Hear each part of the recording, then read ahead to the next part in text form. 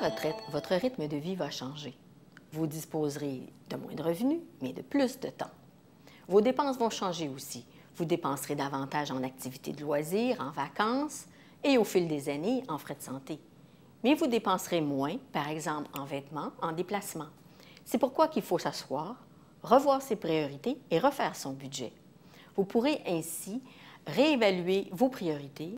Les spécialistes disent qu'il faut 70 % du revenu gagné les 3 dernières années. Pourtant, les Québécois ont un revenu moyen de 47 % de ce qu'ils gagnaient. Quels sont vos revenus de retraite?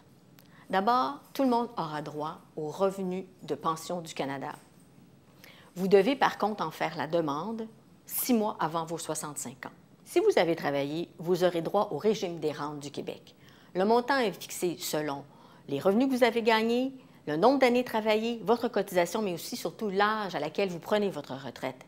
Si vous commencez à recevoir des rentes à 60 ans, ce sera moindre que si vous avez 65 ans.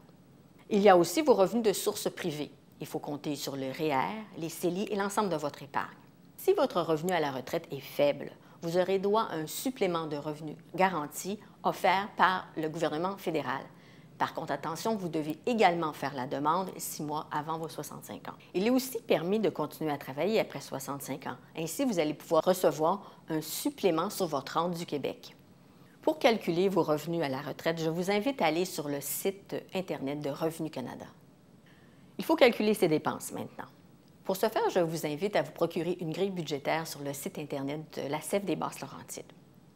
Vous y trouverez donc les dépenses fixes, c'est-à-dire votre logement, vos assurances, votre électricité.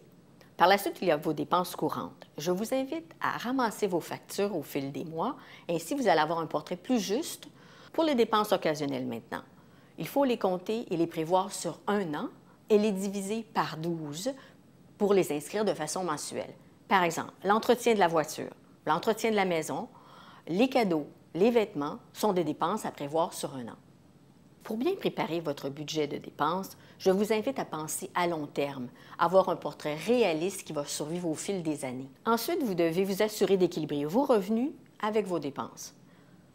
Il faut faire l'exercice de façon continue et de réviser parce qu'il faut s'assurer que la prévision fait foi de la réalité.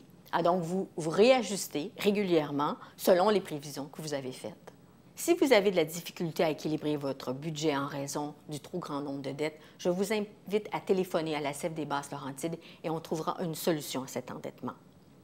Et en terminant, puisque vous bénéficiez de plus de temps, mettez-les à profit pour chercher les spéciaux, les rabais offerts aux 50 ans et plus, pour cuisiner ou pour bricoler. Bon budget!